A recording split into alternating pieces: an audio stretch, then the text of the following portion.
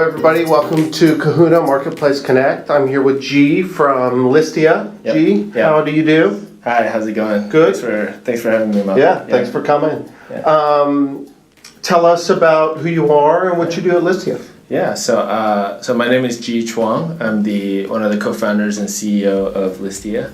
Listia is a peer-to-peer marketplace primarily for used goods. People, go around their house looking for stuff they don't use anymore, list it on the site, and essentially trade it with other people. Nice. Yeah. So how do you compare what you guys do to like a Craigslist or an eBay?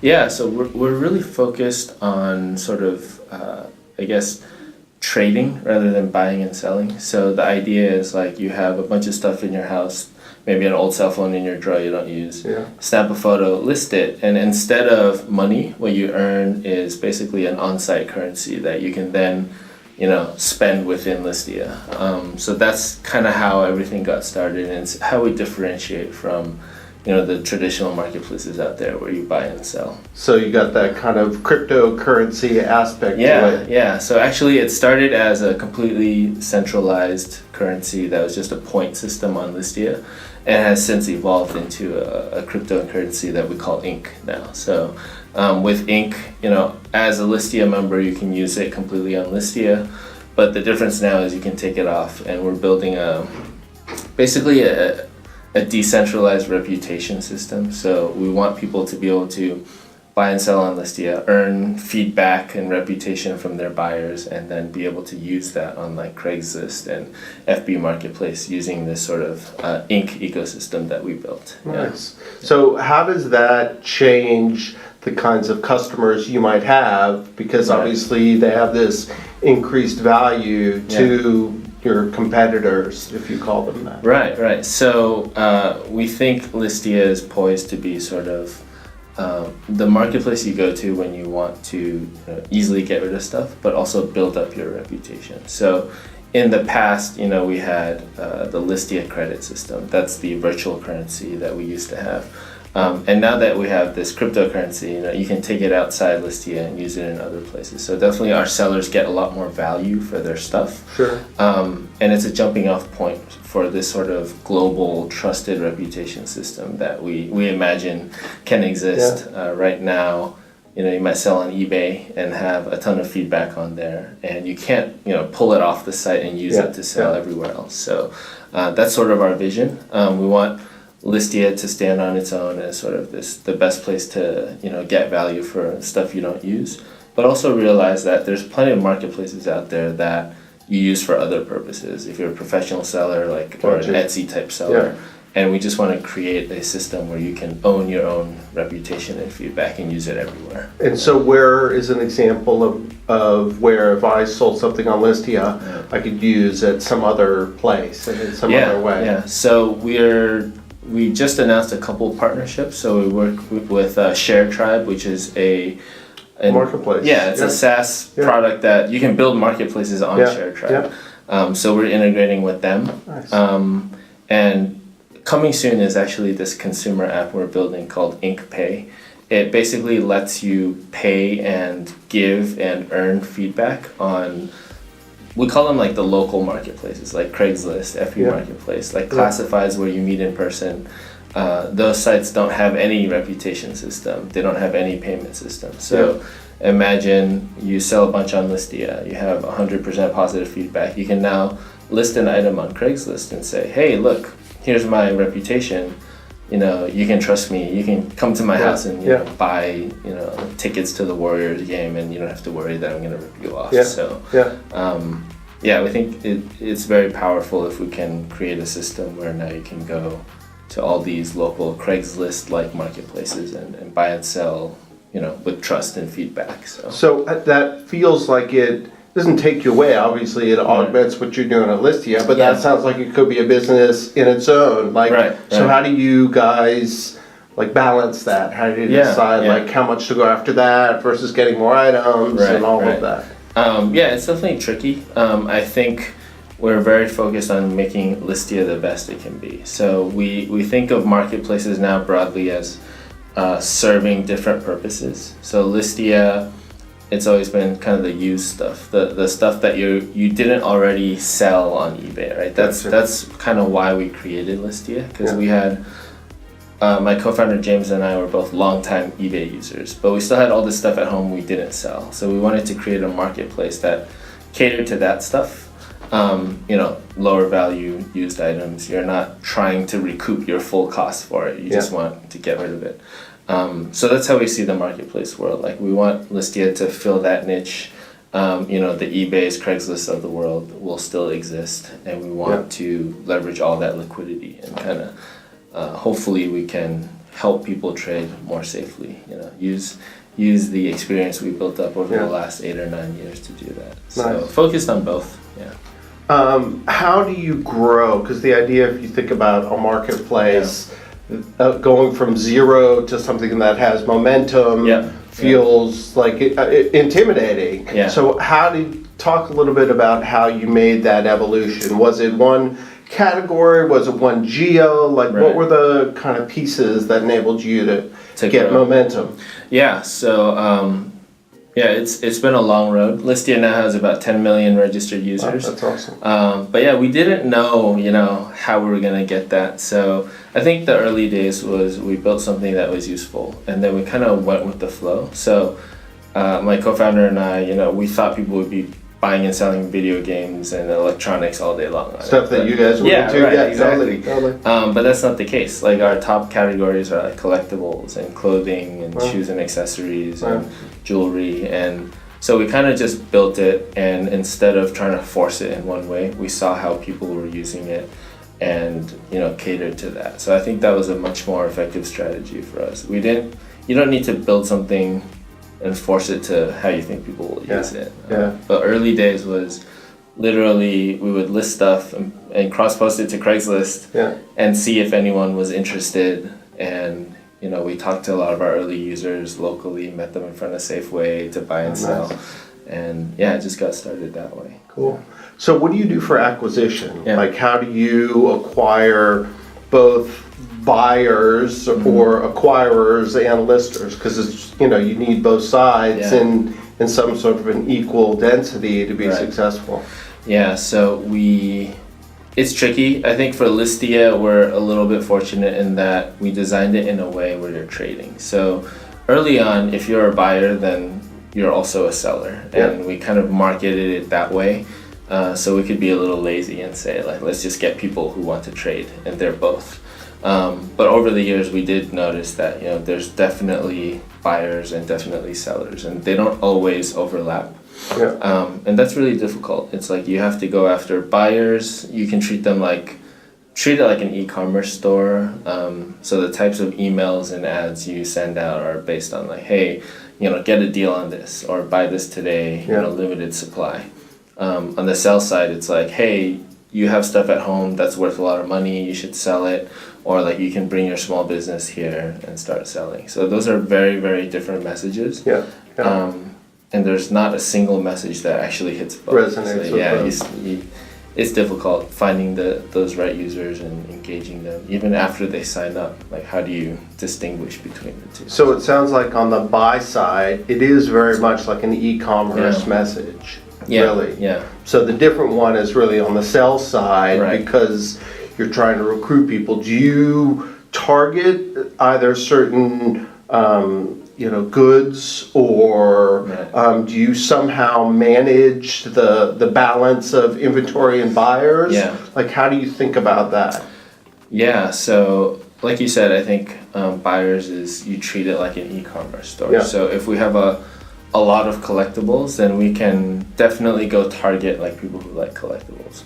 But on the sell side, it's tough. It's hard to target like a collectibles seller, right? So we have to craft very different messages. And I think it's always harder to get sellers because first you have to find them, and second, like, you don't know what they're selling. And third, if they're like a professional seller, they're looking for like a professional platform, right? So Listia is more about used goods, buying and selling, trading, garage sale type activity.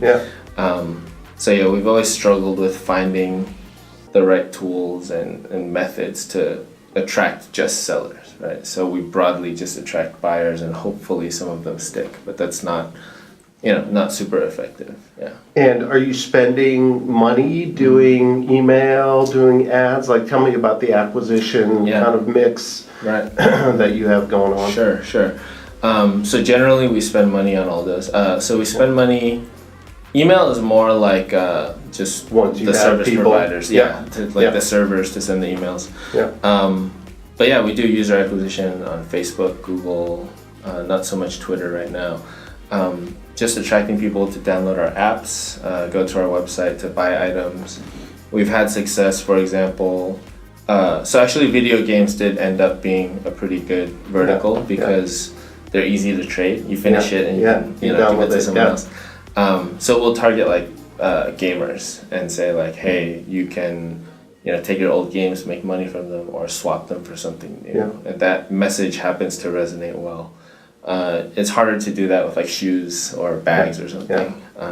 But yeah, we target very specifically down to usually like a category of goods and try to find people interested in those. And do you have to have density in different markets? Or I imagine with some like video games, obviously if you're in Chicago and I'm in San Francisco, it's not so much of a problem. But there's certain marketplaces where that route density by market is important. How do you guys think about, or is that not an issue for you? So for us, originally we thought it would be a big issue. Again, we built it for like go next door and like trade your couch. Physically meet somewhere and swap. Yeah, exactly. And we built it that way, but it didn't happen that way. So people primarily ship goods to each other on Listia. So it's more like an eBay in that sense.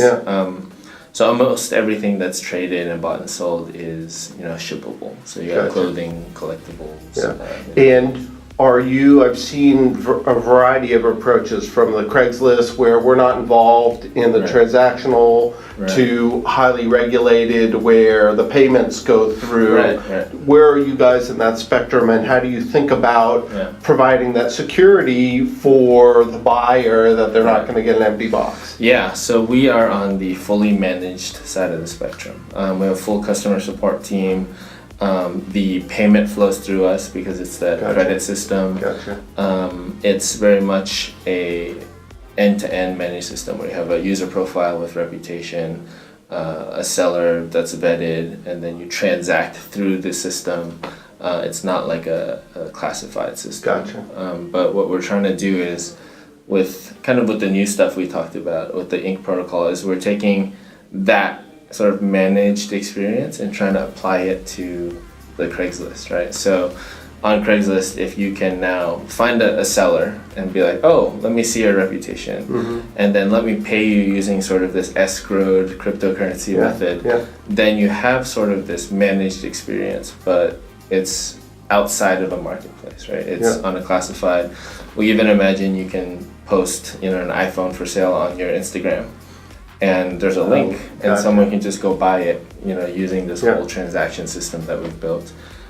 So we think that's more of the future. And does that require you going to those other marketplaces, to those other places websites where people can list stuff and saying, hey, can we integrate this, not payment, but this reputation-based sort of credit system into your ecosystem?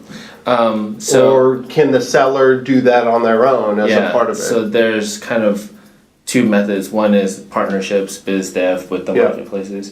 But we built it very much as a grassroots thing. So as a seller, and you don't have to pay us for it, it's kind of this open system, which is why we love like the blockchain technology. But as a seller, you can just use it anywhere you want. So as we get adoption of people using it like on Listia, it should spread naturally. It's this thing where the more people use it, the more people find out about it. And it's really cool because there's no central service. Like you're actually not paying anyone to use it. You can just leverage that tech and go sell something, take your reputation, go sell on your Twitter, on your Instagram, and suddenly you're selling in a place where there's no fees, right? And if you can have that same managed experience, then it's really powerful. It's like a personal credibility score. Yeah. So we've always talked about it as like your personal reputation score that you own, you can use anywhere. That's cool. Talk to me about this idea of like a magic moment. I've spoken to a lot of marketplace marketers, and it depends on kind of what the marketplace is doing, but there's some point in the evolution or adoption of a user, buyer or seller, usually more on the seller side, that if they sell or list 3 items, then like they're a regular or they're a preferred customer.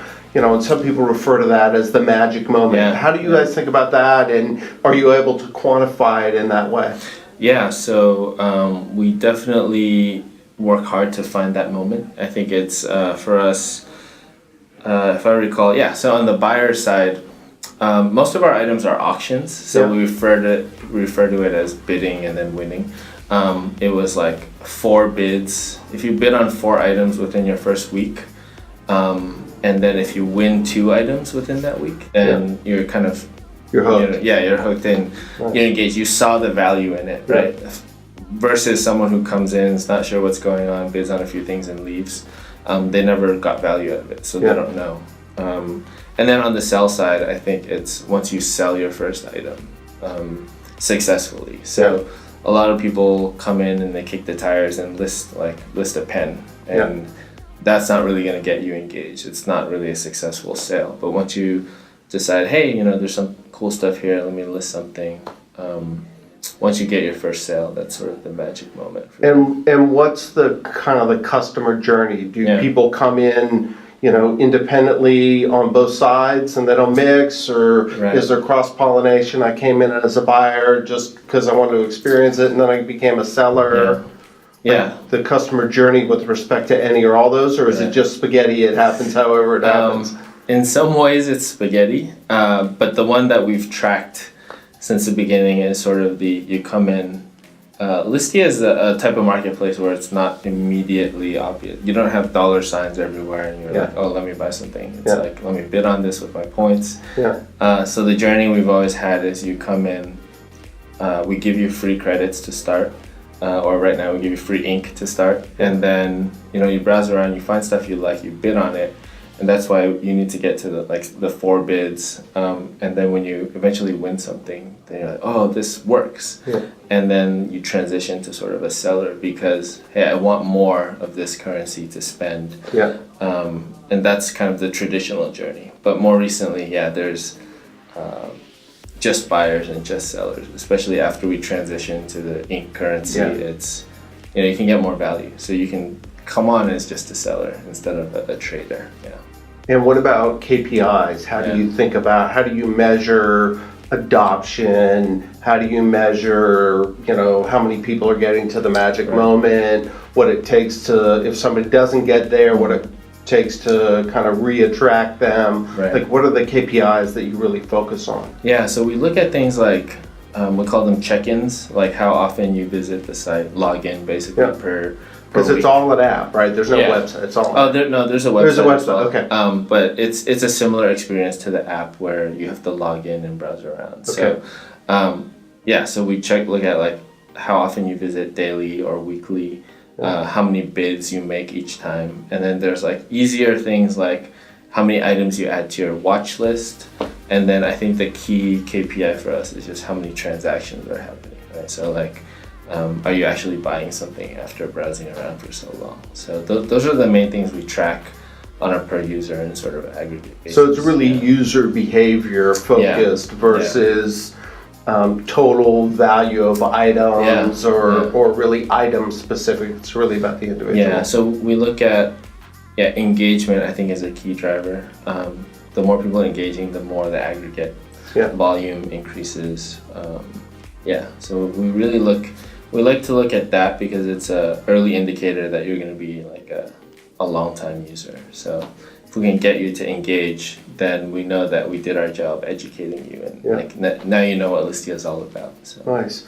I imagine community is an important part of what you're doing, either from just a word of mouth or a social media perspective. Talk about how that plays a role in your marketplace. So Listia is a very community-driven kind of marketplace. So it's it's a little different than your transactional marketplaces because every listing has like a full like comment/forum section, and you'll have a popular listing that's on the site for a week and there's like pages of comments and discussion. It's because for a lot of our users it's just as fun to engage around an item as it is to buy and sell. So that's another way we kind of differentiate. You don't come to Listia as a pure transactional thing. A lot of the value is in sort of that community, and it spills over to our Twitter and Facebook as well, but we're lucky we contained a lot of it within the Listia UI itself. So in the early days we used to say it's a mix between like a social network and a marketplace.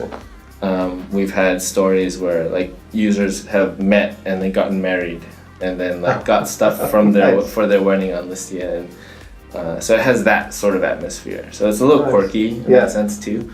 But yeah, it's very, very kind of community focused. Yeah. That's cool. Yeah. Well, it sounds like you guys are really off to the races. Congrats on your recent ICO. Yep. Talk maybe for a minute about what that was and and what the future holds. Sure. So earlier this year we built a project called Ink Protocol. It's a blockchain-based reputation system. We didn't do an ICO per se, but we did sort of a private sale with kind of starting from our network of friends and then expanding out into people who are interested in the project. So we closed that end of January. We raised like $15 million to grow and kind of build out Ink Protocol. So that's kind of a big focus right now for us, and growing Listia as well. Awesome. Well, congrats on all your success, and thanks for making time. Yeah, thanks. All right.